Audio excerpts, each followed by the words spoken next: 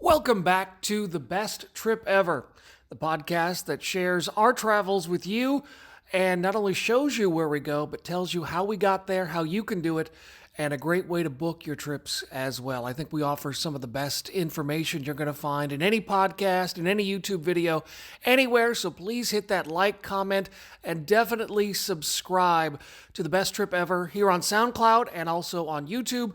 And don't forget, you can find The Best Trip Ever on Facebook and The Best Trip Ever on Twitter. I'm Jim. She is Carrie. As I mentioned, this is the best trip ever, but today maybe we could call it the best theme park ever, or at least one of the best theme parks in the world. I was really pleasantly surprised by WB World in Abu Dhabi. Yeah, we were looking at finding out what we wanted to do for our 10th wedding anniversary, and we had loved a trip to Dubai about 5 years ago. So we said, hey, let's go back to Dubai and add on Abu Dhabi and pick up some theme park credits. So as we're recording this, WB World in Abu Dhabi is a little over a year old, so it's a really new theme park.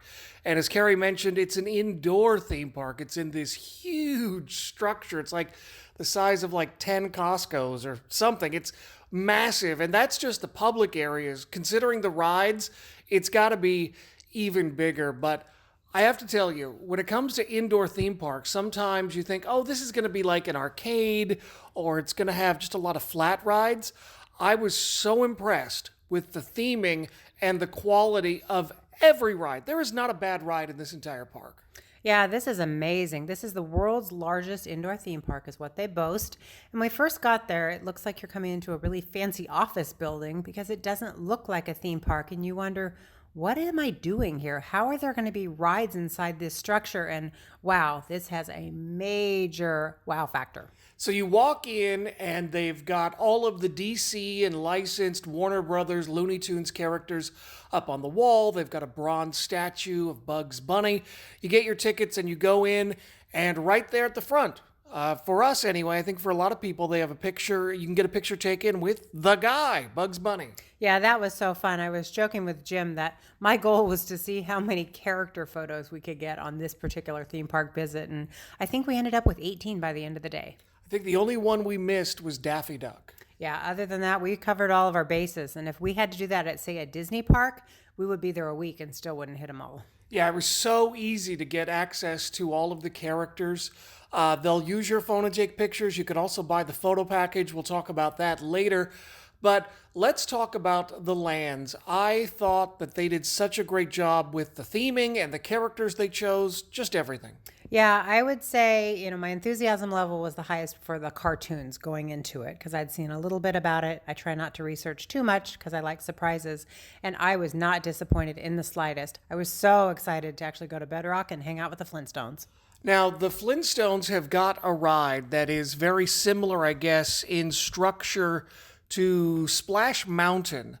But actually, to be honest, the Bedrock River Adventure, and this could be blasphemous for some people, when it comes to the number of characters and the storytelling and the theming, and I think maybe I like this ride better than Splash Mountain. But maybe it's because Splash Mountain is 30 years old and I've ridden it so many times, but I loved Bedrock River Adventure. Yeah, we were lucky enough to ride it twice. Granted, it was so empty at the park we could have. Granted. Dun-dun-dun. But we were lucky enough to ride it multiple times, and each time I saw something different. I didn't watch a lot of cartoons growing up, but the Flintstones were definitely ones that I watched, and they made just about every reference that you could think of that was in the cartoon. They had so many Easter eggs and callbacks, and that's one of the things in all of these rides. Whomever is responsible, obviously, either one, did a lot of research, or two, knew the source material for every licensed character, because every ride felt like a love letter to the individual characters and licenses that these rides were based on. And the Flintstones is no different. You go through a scene and they're using an elephant to water the lawn. They're using some sort of crustacean as a lawnmower, just like in the Flintstones. They go bowling. They drive the car. There's the Four Insects, a reference to the Beatles-like band that was on the Flintstones. So many references and callbacks. I just loved it. Yeah, I love the part that they had the water buffalo, the Royal Order of the Water Buffalo with the hats. I mean, every little detail, right down to when, if you recall, in every episode of the Flintstones, when Fred and Barney are leaving work and the coo-coo, that noise was there at the end too. It is fantastic. What a great ride. And not only that, but the entire area of Bedrock feels like you're in the Flintstones. Yeah, we even ate at the Bedrock restaurant, and I think you had a brontosaurus rib for lunch. Well, sure, when you're going to be there and they've got the car out front with the giant rib, I'm not a monster. You have to have the giant rib. Yeah, that was a must do. So that was one of the parts that I was actually really looking forward to, and I thought I was going to be disappointed, and it went above my expectations. They even have a brontosaurus burger, which is like a giant hamburger you can order, and the staff was so nice in that restaurant. Yeah, the staff there at the whole entire park, they're so friendly because when we first arrive, what happens is the park opens at 10 a.m., but you can only go into the main Warner Brothers Plaza. The gift shops are open, a couple of cafes, and then they get ready to do kind of a light show with movies. So as we were waiting for everything to start for the 11 o'clock open for rope drop, the cast kept coming up and talking to us and giving us helpful hints and make sure you don't miss that and see this. And they were so nice and they really seemed to enjoy their jobs. Incredible staffing. I thought that some of the friendliest staff we've ever met in a theme park. Other areas right next to Bedrock, Dynamite Gulch, which again, it looks like you are in a Roadrunner cartoon. Yeah, that one was right on the mark. And the great thing is, as you're going through these, the characters are out there. So there was Wile E. Coyote to get your picture taken with, and all the different characters, and they were all in their locations where they should be, and it's so easy to get your photos with them. And they have a roller coaster, the Fast and Furious. Get it? Because you get it. But the theming is incredible. You go through the queue to the line, and they've got callbacks to all of the Roadrunner cartoons and all of the things that the Wile E. Coyote has ordered over the years. They've got the green Batman suit that he ordered. They've got a giant slingshot, a jet-powered unicycle, all of these things that you get and go through the queue to ride this roller coaster, which again, the seats look like they're powered by a giant firecracker. Yeah, and it's an inverted hanging coaster, so it was a lot of fun. Probably less than 2 minutes, maybe a minute and a half at the most. But it was a fun little coaster, really smooth, which was nice because a lot of those kid-style coasters that I've been on, kind of rattly. This one, very comfortable. And right next door to Bedrock, they had the Jetsons teacup ride, or like a Dumbo ride. Yeah, that was a lot of fun. And unlike most of those Dumbo-style rides, you actually could turn your spaceship all the way around 360 degrees. So definitely got the tummy stuff with the going around in a circle. And that's the thing. There were a number of rides for every land, and usually they had 2 or 3 really, e-ticket type attractions, to steal a Disney term. And even the flat rides, the lesser attractions, had some twist to them or extra theming. There literally isn't a bad ride in this park. No, and another one that I really enjoyed was over where they really poked fun at all the Acme products, which is fun because in every, Looney Tunes, they always have the Acme brand. So again, an interactive ride where you're shooting with an Acme gun, and rather than just being a bunch of screens that you're shooting at, you actually were shooting at both screens and actual characters too for your points. And a mayhem, and it was so funny to use these classic cartoon licenses and then update it that you're essentially working for Acme, like an Amazon-style company, and you're scanning all of these packages sort of like Amazon. And it's so well themed, and you've got this woman talking to you throughout the training that you're doing. And again, so many great callbacks to all the cartoons. They even have, and this is a little bit of a spoiler, and I was so thrilled because the whole time we were there, I didn't tell you this, but one of my favorite cartoons is from like the 40s with Owl Jolson, the little owl that sings, I love to sing about the moon and the Judah. And guess what? He's in this ride. And I went insane. What a great callback. Yeah, I really enjoyed it. But for me, the highlight in Cartoon Junction was the Cartoon Junction carousel. I love a good carousel. And to this day, I've always said my favorite carousel is the Carousel at Universal Orlando. But yesterday, it was topped.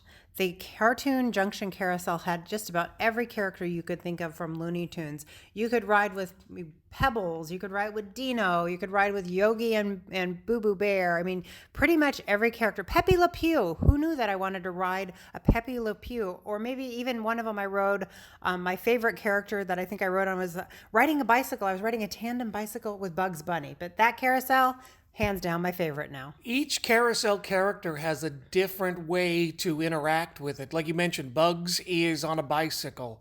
Marvin the Martian is on a rocket ship that you step onto. So each character has got a different seating arrangement for literally each spot on the carousel. And that makes it so creative and so special. Yeah, I loved it. I think I went around to every single character and took a picture of it because I couldn't get over the detail. And one of the nice things I must admit with having an indoor park that you don't have at, say, an outdoor park, things don't fade. You don't have the sunlight fading your rides, so everything stays really, really fresh. You know, there are a lot of videos out there about this park, and there's some very good videos, and no disrespect to anyone, but I don't know that a video can completely capture the detail and the attention to detail that is taken in this park. Probably the best ride in the park, and maybe the best dark ride in the world right now, is Scooby-Doo and the Museum of Mysteries. Yeah, this was one fantastic one. The outside of it even looks like the house that you would be walking through. It's not just a flat front. It's very dimensional. And as you're walking through the queue, and since there was no line, we really didn't get to probably spend enough time in the queue, which is kind of ironic. But there's so many details. And again, didn't watch a lot of cartoons growing up, but Scooby-Doo was one of them that I did watch, and they made every reference out there. This one was fabulous. This ride has got technology that's modern. It's got the trackless dark ride. And not only that, the ride cars are the Mystery Machine van. And you go through 3 ride cars at a time. And depending on which car you get into, you have a different experience. You see different effects and different monsters and different characters. This is an incredible ride, and it feels as close as you can get to being in a Scooby-Doo cartoon. Yeah, this ride reminded me so much of Symbolica and Efteling in the Netherlands that we went to last year. The same kind of feel that each ride was different because you didn't know which direction your ride car was going to go and which scenes you were going to go to.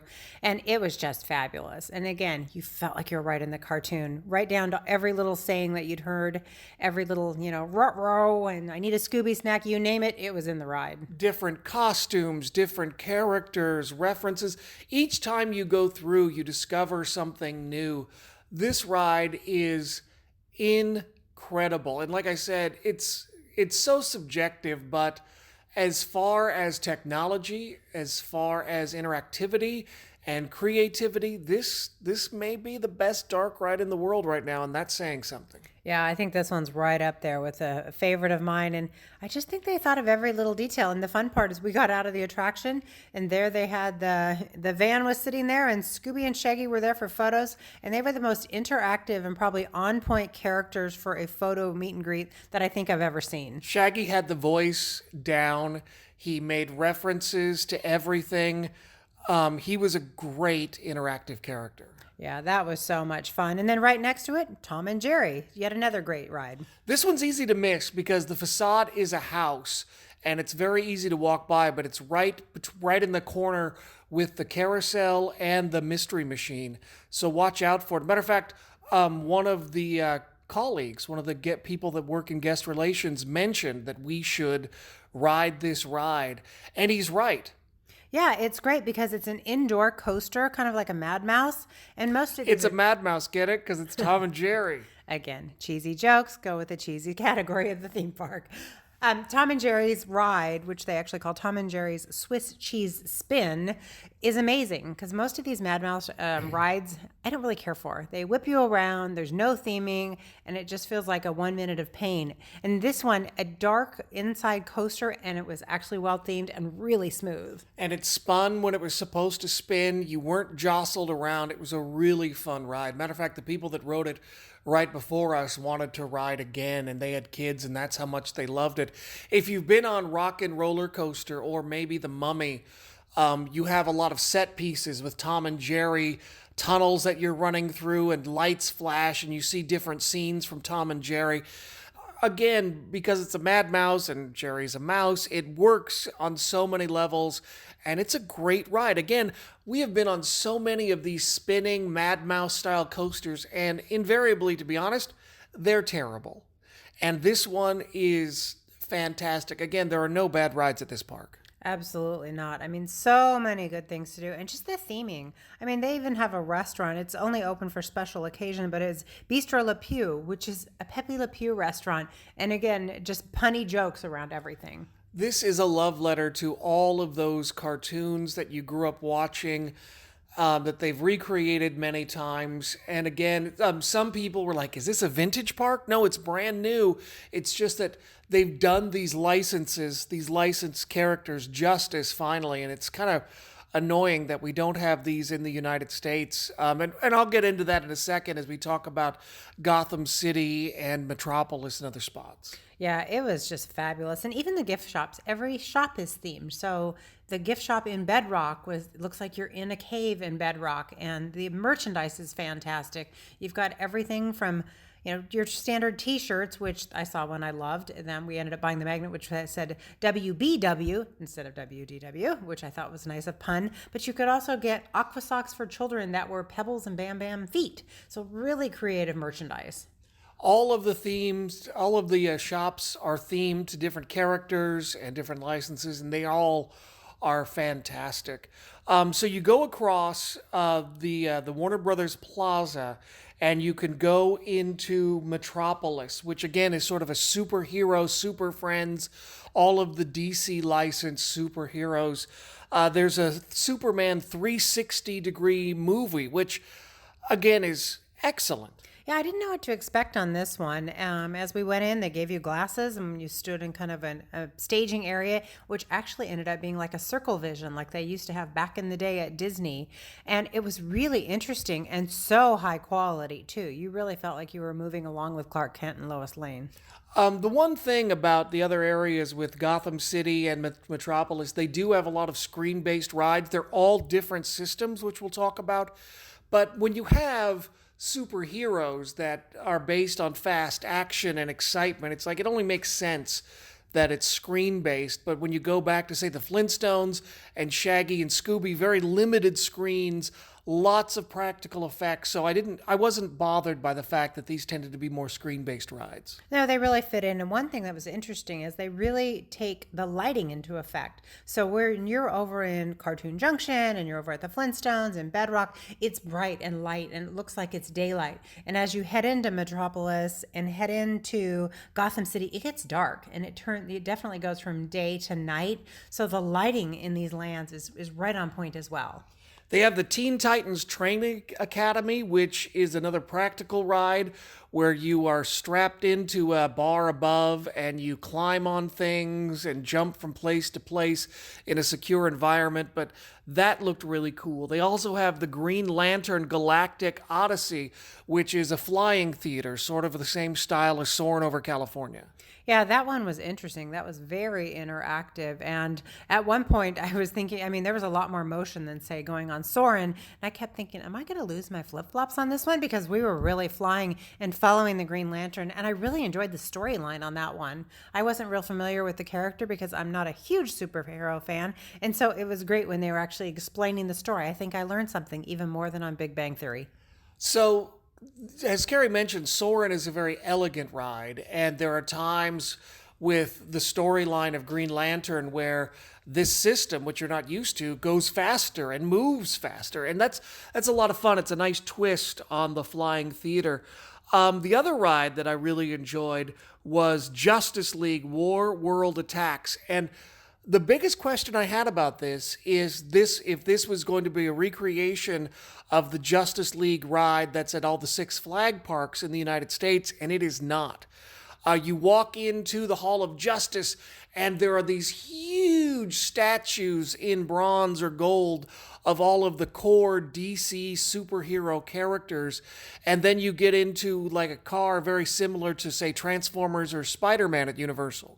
Yeah, it had a really neat feeling to it getting into the car. The only thing is, I think I would have preferred to sit in the back row because I was having a little bit more of a challenge seeing over the top. I would say the only thing is that I probably needed to be elevated slightly, probably to see more, but way better than the Justice League ride that we rode at Six Flags Mexico City, which I thought was rather boring. And I really don't care for Terminator at Universal Orlando. So this one I enjoyed very much. Transformers. This is much better than Transformers. There's more practical sets than Transformers. I would say it's very comparable to the Spider-Man attraction, maybe better because it's newer technology, but just outstanding. The other area is Gotham City, and again, this feels like you are in Gotham City. It's dark and it's brooding, and the buildings are really tall and detailed.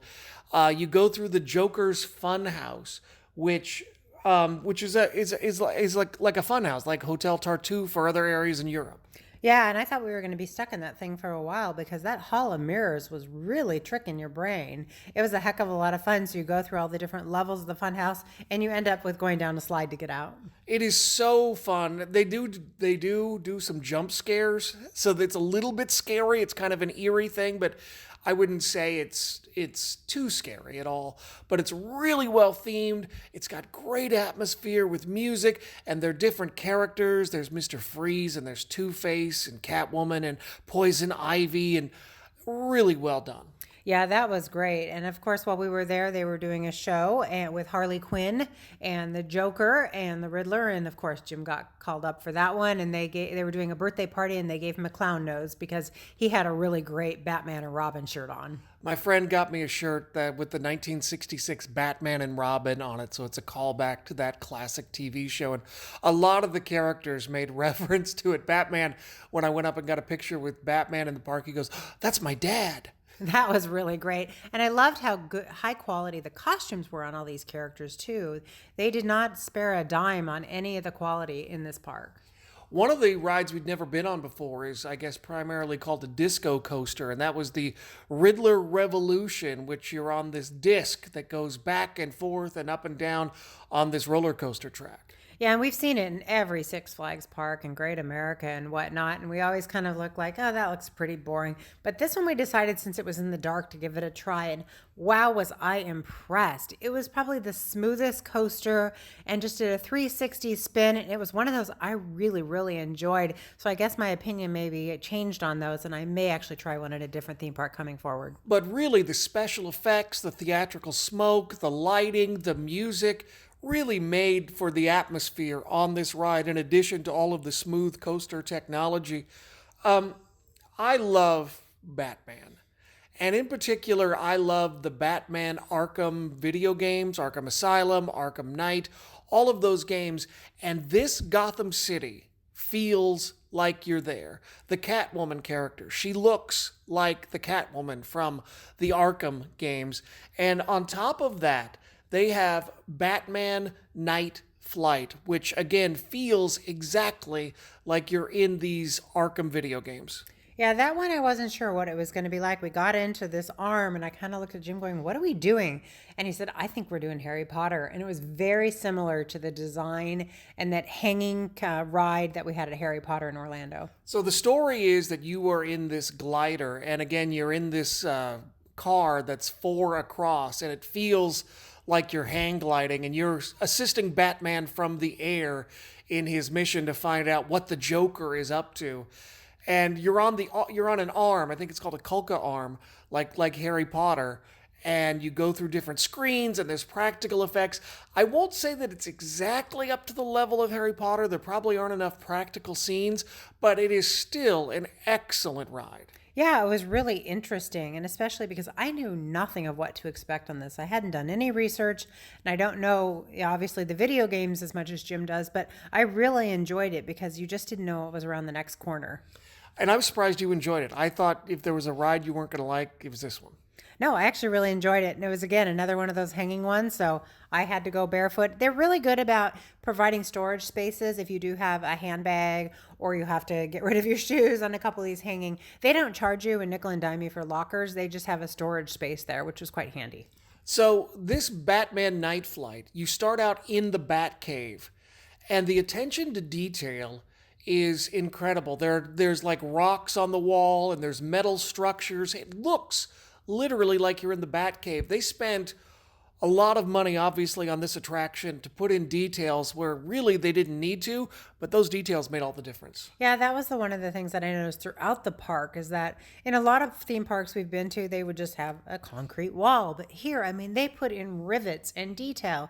It wasn't necessary, but it really adds to it. And that's what makes this the difference between an amusement park and a theme park, the theming. So here's my rant. Batman may be the most underserved character when it comes to theme parks because of Six Flags. All they do is they pick some off-the-shelf roller coaster, slap a Batman logo on it, maybe stick a Batmobile out in front, and suddenly that's Batman the ride. The dark ride, the Justice League, the fight for Metropolis is fine, but it's not really a Batman ride. And as I sit here and see Batman Night Flight, and I see the rides for Superman and Green Lantern and everybody, I'm like, why can't Six Flags do justice to these incredibly popular characters? It's like Disney now has Marvel, so now we're going to see more Marvel characters get better rides. And at the same time, these DC licenses, which have been damaged because of the terrible movies, I grant you that.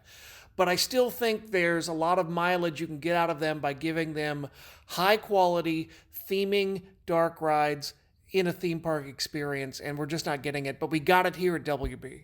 Yeah, they definitely spent the time, spent the money, did the research. This was not a turn and burn kind of theme park. Whoever came up with the concept of this really did their homework. And as you would say, it was a love letter to doing it as a theme park. If you love these characters, or if you love theme parks and dark rides, for dark rides, this is probably really the best theme park you can go to because there's so many high quality dark rides. Yeah, this one was just so fantastic. I mean, we just enjoyed every single minute at this park. And it's not that expensive, really, when you consider what you pay for, say, a Disney park nowadays. At the rate of exchange, yesterday's entrance, it's about $85 for an adult. And the prices, the gift shops are typical, about $35 for a t-shirt, for example. You know, lunch is about $40. So it really is right on the mark. Considering the quality of the theme park, we didn't feel that the prices were that high. Except for the photo package. That hands down was the biggest ripoff. And luckily they let you use your own phone when you do photos because we took a ton of pictures, as we said. We were just hamming it up, having a good time, jokingly working on our holiday card for this year. And so we went into one of the photo stands and they loaded all of our ticket numbers into the computer. And she said, okay, how about you buy all of them, we give you the USB, and we print out 13 photos for you. Sure, sounds great. We were on par with doing that. And then she told me the price, which was, I believe, 800 AED. And then I ran the conversion on that. It was like $225. So needless to say, we said no. Of course, she tried to wheel and deal a bit with us, which seemed kind of silly, and said, how about if you buy one picture? That was still $35. So I would say that's the one thing that I felt was overpriced was the photos, and I'm glad we took a lot of them with our own cameras because that one was expensive. We've bought a USB before. We did that at, say, Paris Disneyland last year, and I think we spent $75. That was fine, but $225, that's too much. Way too much. And clearly this woman, by the way she was wheeling and dealing, she must get a cut for everything she sells because she was, she was not rude. I don't want to say that, or I don't want to come off as rude, but she was definitely insistent at times in a gentle way that, we had to buy through her and come back and do it through her. So obviously there's some sort of incentive for people with the pictures, but we would have been happy to buy the pictures, but not at that price point. I'm so glad you did the conversion. Yeah, thank goodness for my international converter on my phone because at first I was guessing what I thought it was. And I was like, 100, okay. But once I realized the price, we don't need that many photos of ourselves. We don't have that many family members that need a picture of us with Marvin the Martian. I would have been happy to buy the package had it been more reasonably priced. I would have loved a frame had they been more reasonably priced. The t-shirts were a little expensive too, but that's kind of the way it goes. But in a day filled with positives, I would say that's the only negative. Absolutely. I mean, overall, value for value, we really got a really good value for our day.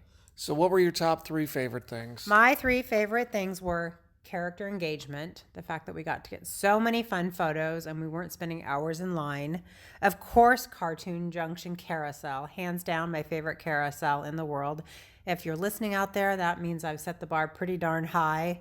And last but not least, I think it's going to be Bedrock and being there with the Flintstones and bringing me back to my childhood and watching those cartoons and Pebbles and Bam Bam and all those crazy scenes that I got to see come to life. And yourself?